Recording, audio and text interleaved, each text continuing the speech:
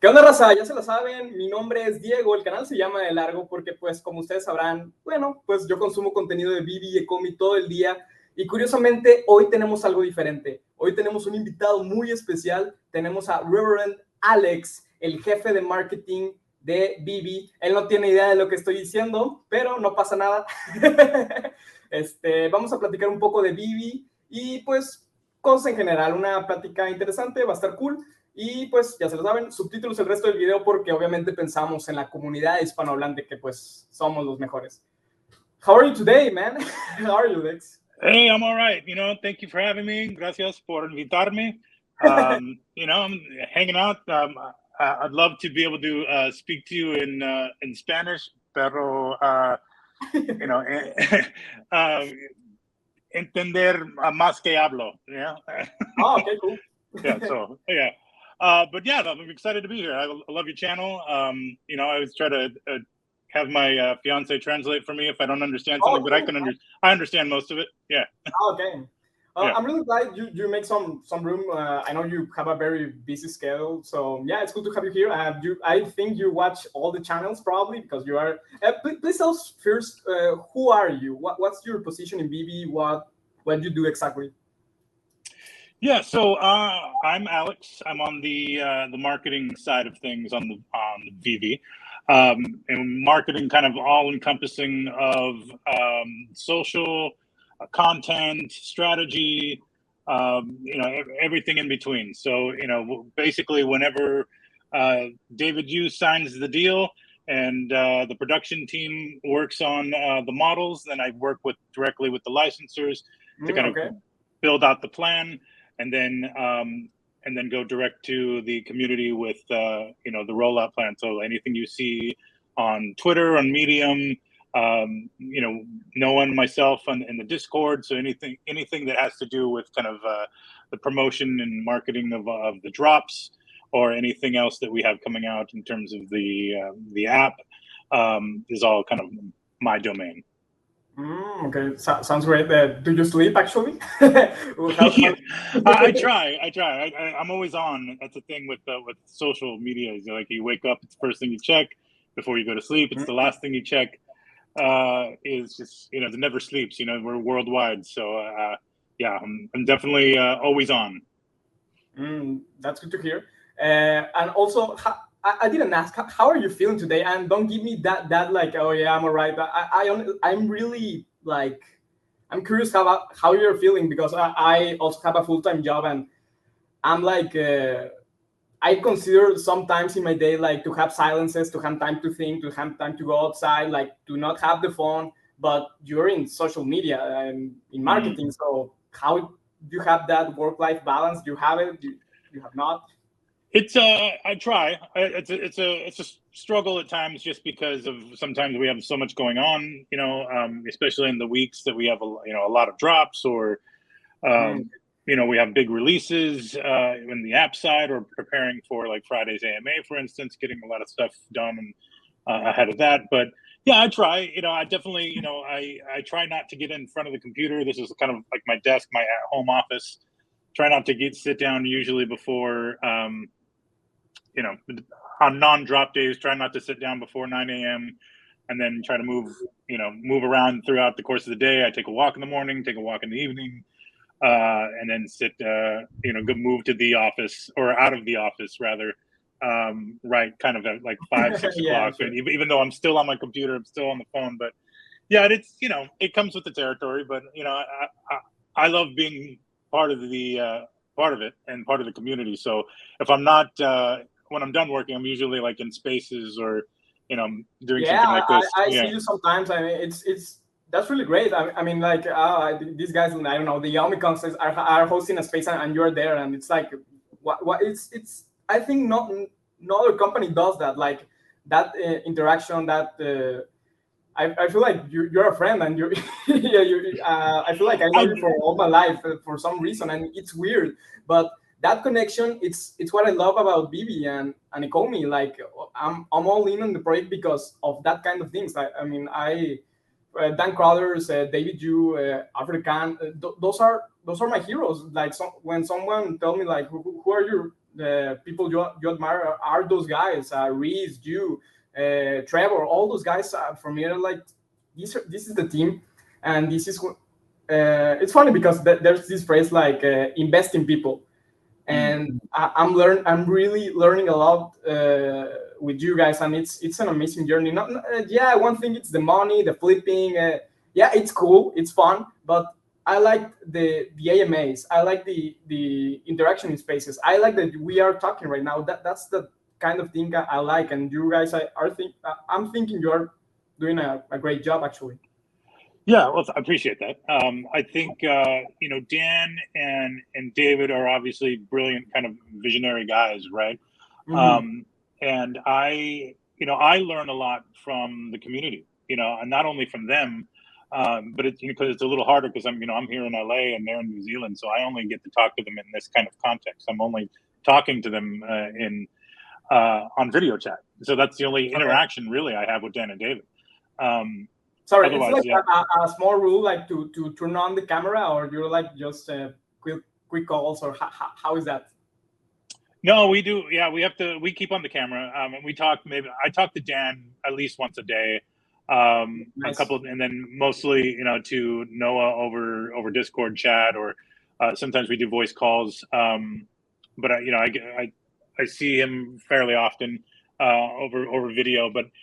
Yeah, like it was funny, like at DCon, for instance, in Anaheim was the first time I had met Reese in person. It was the first time I'd met, yeah, it was crazy. I had met Noah once before.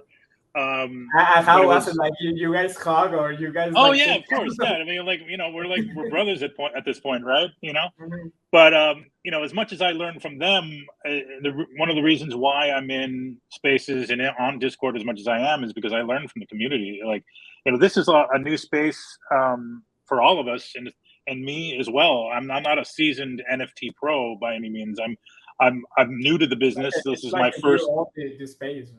Yeah, and I mean the space isn't old as exactly. So the space is very young, and I'm newer to it. I've been in it a little bit, and I have kind of a crash course, as they say. But it is it's definitely a learning experience being in those spaces, because you get to understand what people are passionate about, what they look forward to and are excited about on Veve, but also what they expect. Moving forward from the roadmap. And so, I take a lot of those learnings back to Dan and David, regularly. Yeah, I remember that I was listening. I think it was an NFT Pirates video that they host with another YouTubers, David Yu, and David said like Dan, it's always watching the videos, and I was like, that is really cool. And you're stating that also also the videos like help and the spaces, and it's really fun, and I like that you guys do that. Also, I was about to tell something, but it's really weird because I speak Spanish, so sometimes I get in the middle of a thought and I was like I cannot complete the sentence. But what's like. For instance, also you said like you were in Discord with Reese and Noah. It's Noah, right? And how it's. I'm really curious on your relationship with like notifications. You have notifications on. How it's like that? Yeah. How nice is like? I mean, I have a lot of questions now that you're here in front of me. Yeah. No, it's I have to. There's certain channels that I have to turn notifications off, because otherwise I'll just get pinged all day, right? I get my DMs on both Twitter and Discord. Discord up until recently, until we kind of turned DMs off because of the security breaches we had as of late. So we're taking security measures on Discord to be a little more buttoned up on that side. And that means unfortunately turning the DMs off, so I can't answer people directly, but I answer them, when I'm tagged in the various channels. But I have to there's certain channels that I have to pay more attention to than others from a notification standpoint, because my little bell and my number of notifications across the board is just nonstop. So Yeah, we have certain channels that we know we can go to, and we also have like our separate kind of internal server that we chat like the people who work at Veve and ecomi. So we don't so we're not always in the Veve server, and it's just a good way to kind of separate like business from the community if we need to talk about certain things or make sure that we get a hold of people. It's pretty good collaboration like tool. Yeah, absolutely. Yeah, so that's where like I'm in. For instance, I'll chat with our tech team or support team, or Reese directly, things like that. Okay, what about licenses? The licensors? Oh, licenses? No, that's usually via email. Yeah, none of the licensors are not. They're not on our Discord. Yeah, I think it's a little too. But, it's like they have your direct phone and they call you whenever they want, or you call them. Or... Yeah, it's mostly email. Because the license, just because of how easy it, just because how spread out we are and how easy it is, even though it's an old way to communicate at this point, it's the easiest because it's one email and you send it to me and then New Zealand, and we'll just get to it when we do across the various time zones, because some of the licensors that we deal with are on the east coast of LA, some are here in LA, and some of are in UK, some of are in Asia. So it's kind of across the board. So email is usually kind of the best way to make sure a message gets received.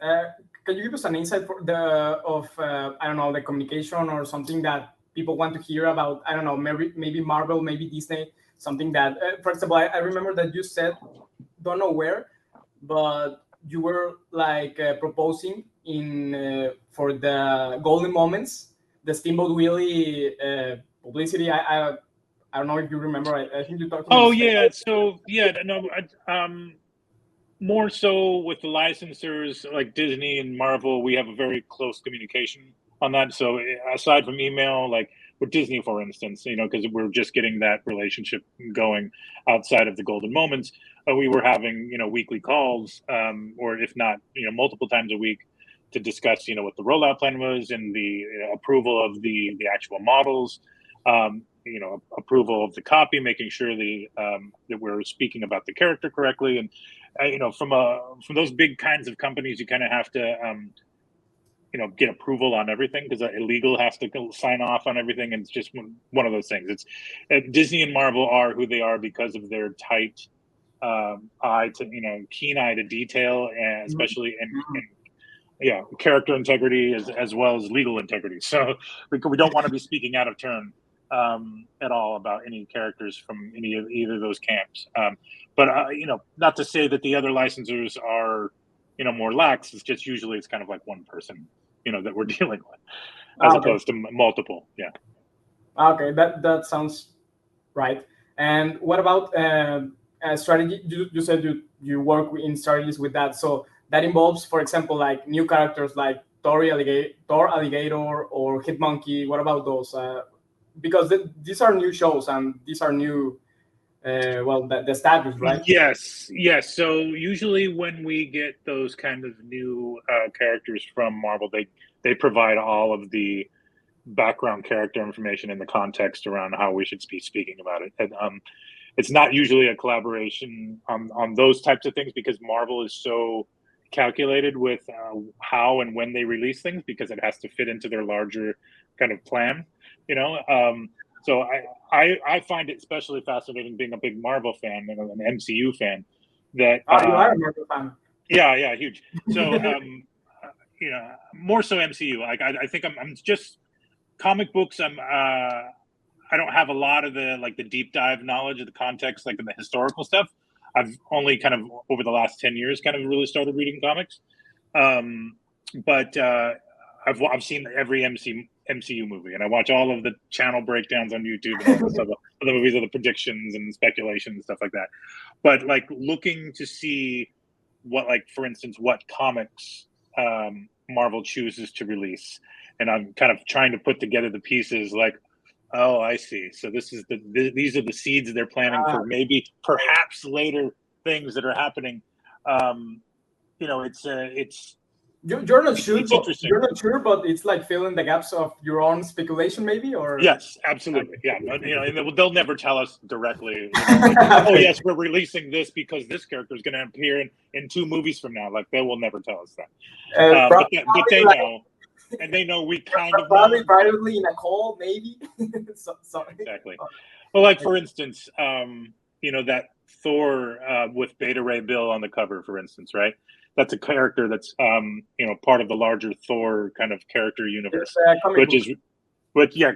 So, which was rumored to make an appearance in the next Thor: Love and Thunder movie, and he's already kind of made an appearance in the MCU, and he was like a huge sculpture in the Ragnarok when they were showing the old champions. Remember when they showed like the faces on the side of the pillar? And I watched the movie. I don't remember which part are you referring to, but it was. I think that's the best Thor movie. I'm not a big fan of Thor, but it's a good one. I love that one. It's hilarious. or even for instance that limited edition issue of Avengers with Kang on the cover, right? And then Kang came out in Loki. Sorry if I'm spoiling anything for you if you haven't watched the Loki TV show. Okay. Yeah, but like they're setting that up to be the next big bad villain of like future phases of the MCU. So they wanted to make sure that comic was out so people could be familiar with that character. I thought that was awesome. I'm really curious on now that we're talking about Marvel and that Thor comic. What about the edition size? What about these 10,000 pieces for Hitmonkey, Thor, and Kang specifically? It's tomorrow the Hulk one and the very low edition of the Spider-Man. So I wanted to discuss that. I wanted to hear that. Honestly, I know that everyone hates Hitmonkey for some reason, but I like the comic and I like Kang. I don't know. It's so much that they hate Hitmonkey. I think it's more so that maybe people aren't equating the real world value of that comic to how much it's being lauded on Veve for being low mint. That is a great argument, by the way. I love seeing the various. It's really fun to hear about that. Yeah, it is. I mean, because you have like the comic influencers, if you will, that have really good points on either side of like what it means, to equate the real world value, or if we're in a totally new world of NFTs, and I kind of let them handle that debate. I'm not going to come out and tell you either way. No, what I think. But what about Marvel picking up those sizes? The edition sizes? Not why those specific comics, but why those sizes? I think it's more so, and if you notice, the ones with the smaller edition sizes are not really like the Grails, for instance. They're trying to experiment, but B, like add more value to those comics that are significant in maybe storyline, but not widely lauded as like a Grail comic in the real world. Like for instance, the 252 Spider-Man 252 that had the 1,000 editions. I have my feelings on how that went, obviously, and a lot of people had very strong feelings on that. But I think because they're Spider-Man's really big right now, and they're trying to continually plant the seed of like the future storylines. Like that's the first appearance of the black suit, for instance, and and in this current version of the MCU, so the black suits have already appeared in the Spider-Man movie, but that was like multiverse early Tobey Maguire Spider-Man. Right now we're talking about MCU Spider-Man and how that black suit may come into play, because it was run. It's not a classic or a Silver Age, Golden Age comic. There was a lot more print editions made, and so they're trying to kind of balance the scale across what would make a valuable NFT versus how valuable it is in the real world. So by limiting edition run, Marvel, and you have like some sort of decision on that, or like an opinion when they are deciding that, because it's. I have an opinion. I definitely have an opinion. But we don't usually typically have direct say so on the edition numbers. with Marvel in particular, I think there are instances where we've kind of coached them through and early on what we wanted to do, and we obviously they wanted to experiment with the smaller edition sizes, so we're all for it. But I the larger we get, and not having the queue system or a auction system, I think it might make more sense to do some of those really smaller edition numbers once we have those things in place. Okay. Moving forward. Right. Yeah. What were your thoughts when you were about? Well, I don't know if you're actually making the tweet, but what were your thoughts before you knew that tweet is coming and people know, or well, not because it was a tweet stating that this is a very limited edition comic, and probably you were more worried about the article. What were your thoughts before the actual reaction of the people? My thoughts on how people were going to react? Yeah. Yeah. I had a feeling it would go one of two ways. And it went, I think there was a lot of people that were excited about it, just kind of generally people who thought that it was good for the platform for us to be experimenting in those kind of lower edition sizes, because we want to keep things interesting, and that's kind of generally the thought. Our thought process is we want to keep things interesting. We want to keep, not every comic. If we keep continually putting out 30,000 edition comics, then there's maybe the possibility of saturation. But I think how quickly we've grown, user base wise, that maybe 1,000 editions was going to ruffle some feathers, especially with the perception that we have currently with I can't get anything because they're all being taken by bots, which is obviously not the case. But people, have it in their head. They see a picture online with somebody actually getting with some of the bots, and we've always said that there are bots, but they're not overrunning the system. They're not getting everything, and they're not getting even a small fraction of the total editions. Now, 1,000 obviously is 1,000 run edition is going to kind of amplify what they do get a little more. So there was a lot of pushback on that. In the side of bots, it's like the anchoring bias. Like people see that picture and think like, oh yeah, all drop, like all the people that get that drop is because of bots. And I have listened to Dan in spaces like a very, as you said, like a very small fraction of the people, of the bots are getting the supply. So I always say that in my videos, in Telegram groups, on Discord, on Twitter, and people just don't believe it. Because I think a lot of it is they don't want to believe it because they didn't get the drop themselves, so they have no way to disprove it, right? And so. And I get that. It's a perception. Also, another thing, it's we have 1,500,000 active users, probably 300 active users go for the drop for a 10,000. I mean, 1,000 edition site. Obviously, you're not going to get it. It's a lottery. It's less than especially for that Spider-Man in particular was less than 1% chance that the total number of people on the in the app at that time, we're going to get it. And I get it. That's frustrating.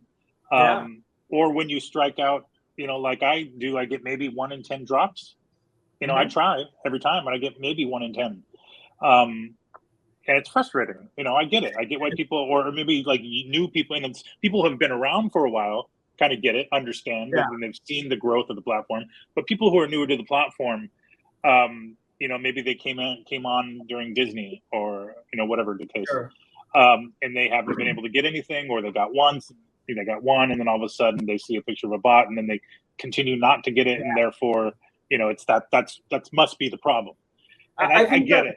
I think that also people are expecting to, because let's face it, a lot of the attraction of new users is because of the flipping.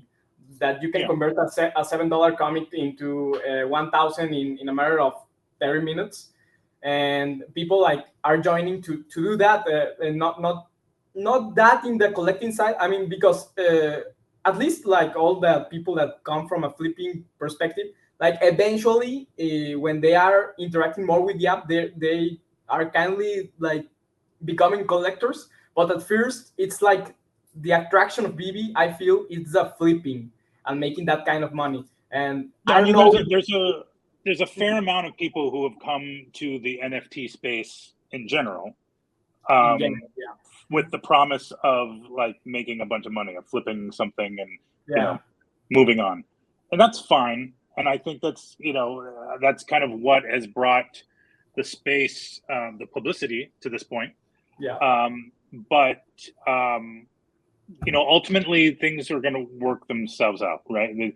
There are good people who have been here for the long haul and will come in and understand the potential of the long-term holds. And that's not to say that we're anti-flipper by any means. I mean, we are what we are now because we have a healthy amount of both.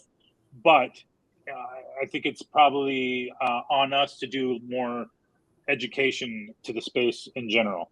So, like, and the bot perception certainly doesn't help, but like it's something that we're working on. Yeah, getting the NFT, it's like something I always like. I'm preaching like the NFT. It's the experience. It's not about the money. It's like you're having fun, and that's it. I mean, I always said like I have a thought and I have a reason. I have like I have all Batman black and white, but if all Batman black and white sets tomorrow goes to $0 in value, honestly, I don't care. I'm happy with all these experiences. I'm happy to know all these people. I'm happy to interacting with you. I'm happy with all these. Like it's all this was for nothing. No, it's about experiences. It's about having fun. Yeah, I get it. I think that's great, and I appreciate that. I think there are a lot of people like you on the platform, and to a degree, I think that is kind of going to be the lifeblood and the long-term goal of Veve is to kind of create collectors and bring either collectors from the physical world into the digital world, or create physical collectors out of the there you go. Yeah, man. Nice. I got mine back here too. I don't know if you can see it. I don't know. Sorry, I got my blurred background, but I got my Thanos gauntlet and then my Todd right I see it. Yeah. Sorry. But yeah, so like I didn't have a Todd before I bought one on Veve, and so I was like, oh, I gotta go buy a physical one. Yeah. Same. Yeah. Before that, I have artwork. I think you can see some of it here around here. Yeah. I'm mostly like an art collector, and then I have a lot of Los Angeles Dodgers bobbleheads. I don't know if you know what bobbleheads are. Yeah. Yeah, like, yeah, yeah. Yeah, kind of like this, but even though like this is this is like that, but this is Chente. Oh, nice. This bobblehead, but I have a bunch of Dodgers ones like this. I'm a Dodger fan. I have this one out. Yeah. Yeah, so, I think. I mean, sorry, but I have it right here. I love it. I'm a Dodger fan because I read this book. I don't know if you know it, The Perfect Game, about the kids. Actually, these kids are from my city. I live in Monterrey, Mexico, and these were the guys that won like what the how you say it, like World Series of baseball, but yeah, like Little League World Series. Yeah, Little League, like that, and that's why I became a Dodger fan. Yeah, I have a jersey of Clayton Kershaw. And I like it. He's the best. Yeah, one of the greatest. Yeah, so I'm a huge Dodger fan. So I have all the bobbleheads from going to the games because I live here in LA, obviously. Mm-hmm. So they usually give them out at certain games, and I go and get those. There's also this is actually, I'll show you this one. I have on my desk. There's a prominent fan who goes. He's there all the time. He's there at every game, and he also works in a children's hospital. And he dresses como un payaso. Is it a friend of yours or it's a random? No. It's just a guy. His name is Hiccups the Clown, and he dresses. Okay. He's like the Dodgers clown, and he's always at the games. And he works at a children's hospitals. And then he had his own bobblehead, so I had to go buy that one. That was awesome. But yeah, he's at Asa. So good job. Yeah. Yeah. But yeah, like physical collecting, at some point, either investment wise or space wise, I just kind of ran out of, room in the house to like start, put stuff places. And then I think NFTs came right on time because I've always wanted to, impulse buy so much stuff that now I can't, now I can. So I have a, sorry, yeah, like NFTs resolve an issue. Like it's you don't have room for everything, and Veve has that. Like every collectible you want, it's in the palm of your hand, in your phone, and you can show it to people, and you can show it on social media. Yeah, I love showing people my NFTs because they don't understand what I do now. Because I've typically been in the music industry, and at least people kind of were able to wrap their head around mostly what I did in that space for most of the time. But like family members, they just they don't get it. But I have a few, like my uncles, my cousins. I've gotten them into it, and so I've like gifted them NFTs for like birthday and Christmas, and they're totally into it now. And so it's good stuff. Man, I have gifted like 50 comic books to friends of mine just to involve them. There's something for people like me, like how you say it, a program when for example, I put all these people and they I don't know, like select my mail or my user account. I'm on Veve because of this guy, and I can receive some, I don't know, master collector points or something like that. You are planning on that? Because I think like I have put on Veve like 200 people minimum. So wow. That's nice. That's what they call an influencer. I hate when my parents like jokingly say like, you're an influencer, you're a YouTuber, and I'm not that. I'm just biased on an investment, and I like making videos about it. But yeah. Nice. Mm-hmm. But yeah, cool, man. And also, you said you work on the music industry. Once you told us that story on the, it's actually right now the El Espacio de Twitter en español. Yeah, that's right. And you were a guest right there. So tell us about that. How you were in the music industry, how was it, and how you end up in Veve, because something doesn't make sense right there, right? Yeah, it didn't make sense to me either. I have my theories, but honestly, it's I got started in the music industry really early, and I worked in radio. So I was doing radio, and I was producing like the morning show, and I was working in commercial traffic, like scheduling commercials, and I was on the air for a little bit, which is great, a lot of fun. On the air, you mean by what? I was a DJ. Yeah. Oh, nice. Yeah. So I had a Saturday night show that we did all, like, I don't know if you know what rockabilly is, rockabilly, Western swing music, or like all the kind of old music. Yeah. So I was doing a lot of that, and I was doing my own independent like internet radio show, and then I had a college radio show. And so I've always been super into music, but I never thought it was going to be like an actual career outside of radio. And then I realized that there wasn't really a lot of great career path in radio for me, just because it was that all these conglomerates were coming in and everything was getting really small, and like people from like other cities were like doing radio shows in like my city, because they were just kind of all consolidating everything. There wasn't as many DJs, so I was like, well, I better look for something else. And then that was kind of right around the .com kind of boom, music boom, .com music boom.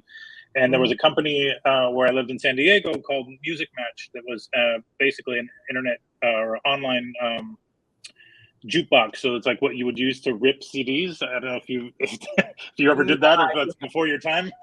No, but like basically making CDs into MP3s. And then eventually we had internet radio stations, like pre-iTunes, pre-Spotify, all of that, right? And so like times of LimeWire and Addis and but this was like streaming. So like one of the first companies to do that. And so I was like programming internet radio stations. So like because I knew a lot about music, and I worked in a record store, and I worked in radio. I was doing all of that, Did that pay the bills, or it was like? Yeah, I mean, at the time I was young, so I had Okay. a roommate, and it was 2 roommates. It was fine. Um, and I was just happy to be working in music. I was like, hey, this is the best. Like, and so I then got an opportunity to move to LA to do the next kind of phase of where music was going, which was mobile music, which was at the time like ringtones. I don't know if you know, probably again before your time, but back when ringtones were a thing, I did buy ringtones, like you would buy ringtones. Yeah, Yeah. you would buy the parts of the songs. So like, I was the guy who decided what songs and what parts of the songs became ringtones, and then well, you're saying like ringtones, like not like a song, just like a no songs. Okay. So like the actual recordings. Yeah, I did buy like 3-4. I remember like I was having a BlackBerry and I back then my ringtone was like Creeping Dead from Metallica. Oh, nice, very cool. Yeah, that one wasn't one of mine, but yeah, I definitely had some Metallica ringtones myself. But then so that company I worked for would make the ringtones on behalf of like the big record labels, right? And then Universal, also in LA, decided that they wanted to bring all of that effort in-house internally, and so they basically pulled me from that company to go help them build up their ringtone catalog. So I went to Universal Music, and I worked at Universal for about 4 years on mobile products and digital content development and a couple other things that was a lot of fun. And from there, I made some contacts, including my boss at the time, who then went on to become the CEO of Vevo, Vevo. Yeah, so music videos online. Yeah, so he knew I was super into music, and I had.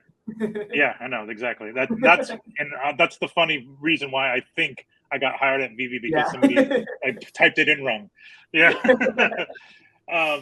Anyway, but yeah, I was the first actual employee at Vevo, and really worked on launching that whole service and programming a lot of the playlists and the homepage and the mobile app, and doing all of their social for 7 odd years.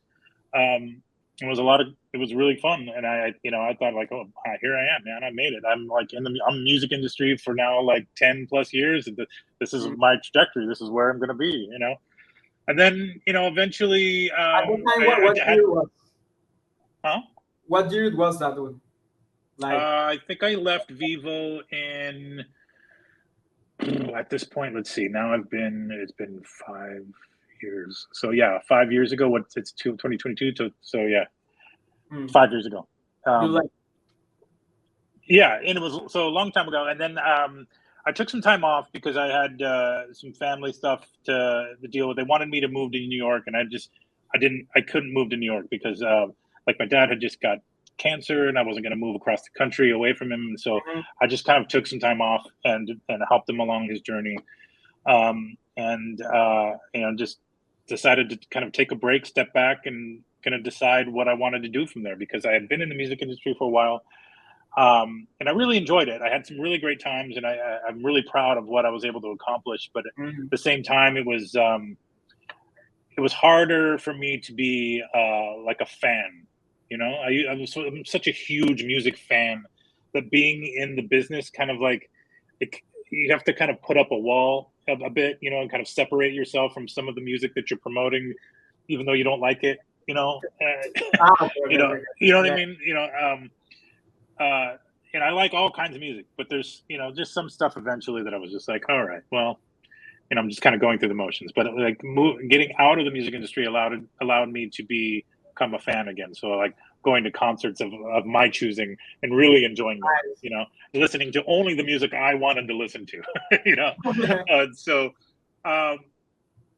are, by the way, you listen in records, like in LPs, in vinyl. I do have some vinyl, but mostly at this point it's all Spotify. Yeah, I mean, it's just easier because that involves collecting, and that involves like because I remember like I don't want to like move the conversation to another place, but I remember like that what you said about I can be a fan again. Like I remember like some dude like 5 years ago I read an article like he was saying like yeah, all streaming music, yeah, it's cool, and you can access like a lot of artists very quickly, but that like takes away like that connection with the music actually, because when you have the record and you put it on the record player and you put it on the needle and you start listening finally, then you listen to the whole album, not just the most famous song. It's like another experience and you become more connected to that. So totally different experience. And I can tell you that I still go back and listen to those albums that I initially bought, like either the cassette tape or the CD form, and I still listen to those albums in their entirety. Like they'll come up on shuffle every once in there, but like, yeah. What are your top 3 favorite albums?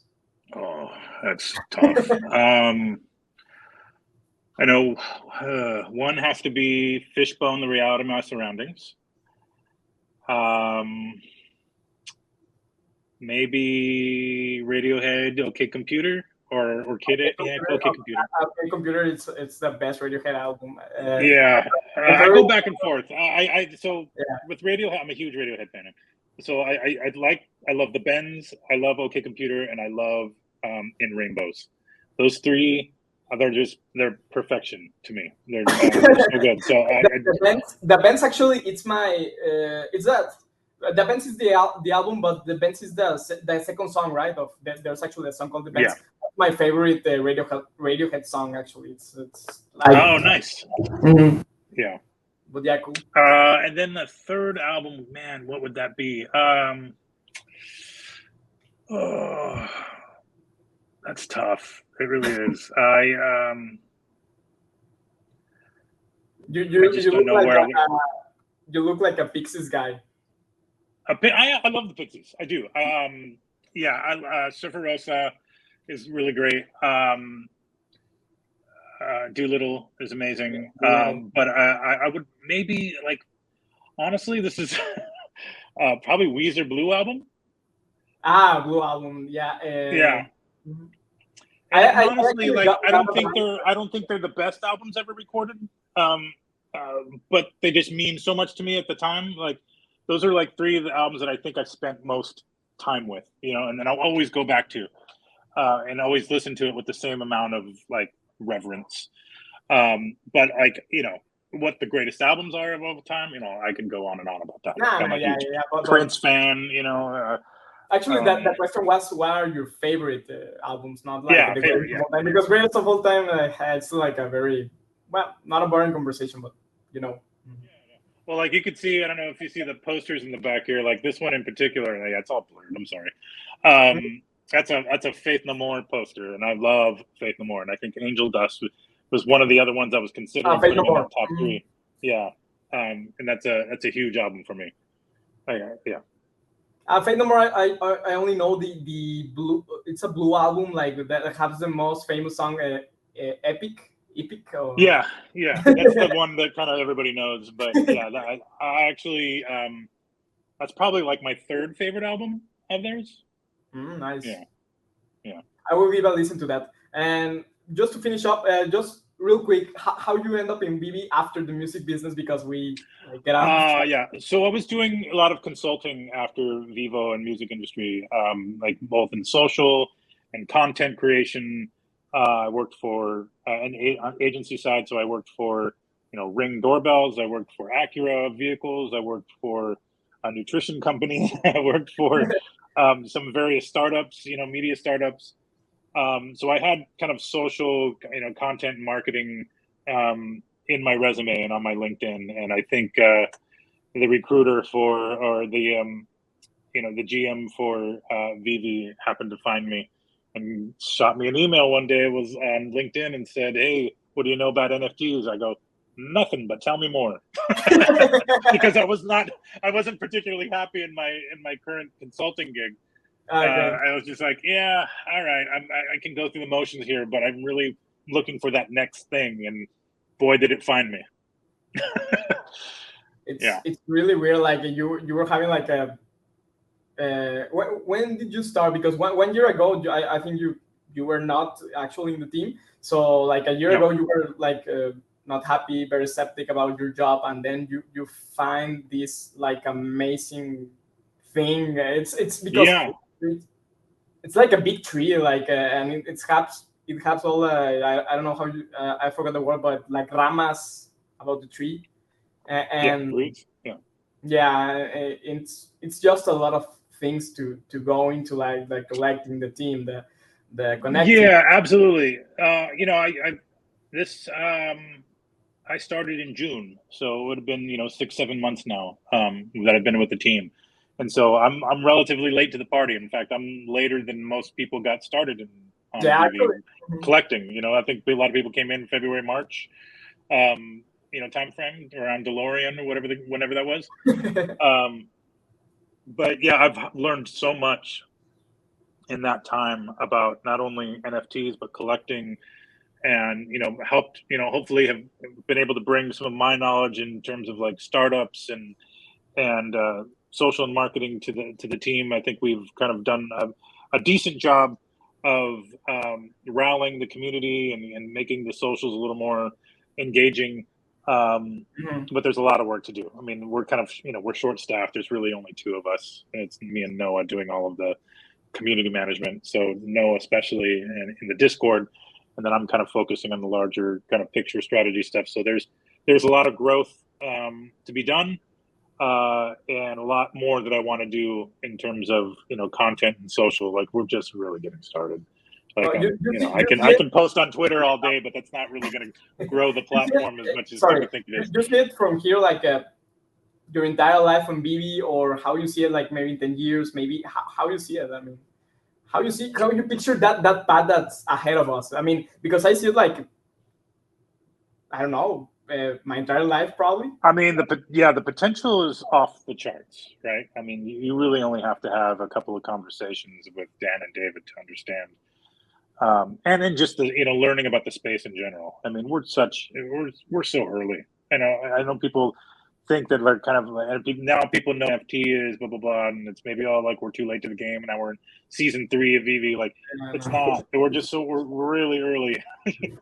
So it's still early, but part of why I'm so excited or bullish or whatever you want to call it is, A, because I'm inspired. B, because the community is incredible. They're really smart. And like I said, I learned a ton from them. C, because of Dan and David. And D, kind of know somewhat of the short-term roadmap. So I know what's coming. People are going to lose their minds. But otherwise, I think people there's a lot of fun to be had in speculating, right? So some people get out of hand with it, obviously. Some people are, convinced that we are just, sitting on a Pokemon license, which we're not. I get that question, obviously more than any other question ever relating to Veve is when Pokemon, for some reason. I get that people are excited about it, but let's maybe, let's be excited for what we have right now. Yeah, we have Disney and Marvel, for God's sakes, Coca-Cola and some other great things coming down the pipe. I think it's the meme of the community. It is. It totally became a meme. And people now know that, like, I get all like pissy when they bring it up to me, so now they make sure to bring it up to me, which is fair. I get it. Good on you. But we'll have the last laugh. But yeah, no, just the potential not only for NFTs in general, but like what they could mean for beyond collectibles, the metaverse, beyond not only the Veveverse but beyond the Veveverse, all of the interoperability, whatever is whatever Web3 holds. I just got an Oculus, and I started kind of playing with that. I remember in Spain that someone told you like you need to buy that. So you and I did. I FOMO'd into it, and I went into VR chat with a few people that are in there like regularly. So like OBL and Tasha and Mac Somi Homie and Donkey Gooch and a couple of other folks, and it was a lot of fun. It's really fun, and it's cool, and you can see you immediately. It's kind of easy to make fun of. You see these people with these big headsets and you're flailing around and watching somebody with a headset on, it's crazy looking. But once you're in, you kind of almost immediately understand. Yeah. Oh, okay. I see what's happening here. I see what the potential of the quote unquote metaverse, whatever, or what the VV-verse could be at some point. And it's really exciting. Whether it's gamification, whether it's just social interaction, which will be, what the first iteration of the VV-verse will be, but just, being able to kind of physically interact with people that you've been talking to on Spaces and Twitter for months and months it was a cool thing. Be really weird and exciting. I can't wait. I saw in Christmas Ready Player One with my dad, and he was and we were James Halliday. You remember that guy? Yeah. It's the guy that created the game, so we were that guy is David Yu, and his partner was Dan Crowder. Yeah. So we made the comparison, but everyone with their avatar, with their you name it, and I want to be in the BB-verse with my Rizzo skin or with my Rizzo avatar. Yeah. I mean, I want to be Todd all day, or a Protector Choices rabbit. I love me some Jermaine Rogers. But I actually have to run. I got another call I have to go get onto, but thank you so much for having me. I wanted to come on. I definitely want to interact more with the Spanish-speaking community. So I don't speak Spanish. I would love to come at some point and when I practice more. No problem, man. Thanks for joining. Yeah. I wanted to wrap it up, but it was we were talking about things that make I know. I get carried away. I love having conversations. Cool, man. Just one final thought to the people because this is for the Hispanic people speaking. They need to hear more of you guys because they don't know. They can listen to the AMAs because they don't speak English. Yeah. Yeah. So right.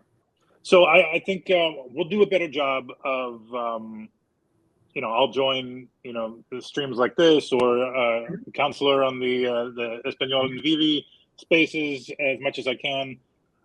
We are going to start recording our AMAs, which we'll have one Friday. So hopefully we can start getting those translated as we staff up and have people translating it for the tweets for us. And eventually maybe even some, Spanish focused Twitter handles and things like that. Localization in the app, it's all coming, but it's just, we'll have to get there eventually. But, I appreciate everybody in the Spanish speaking community coming out so hard and being fans of Veve and being patient with us while we kind of get up to speed.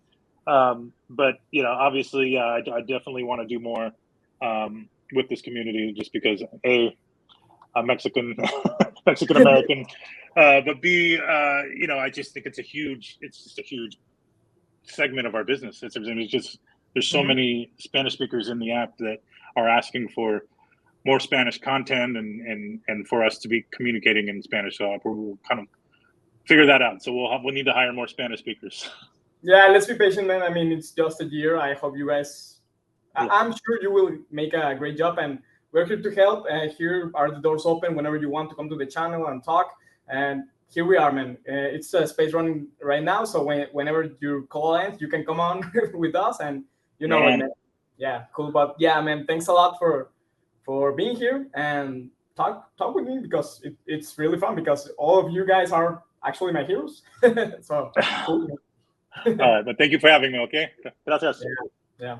So, se cuidan. Bye.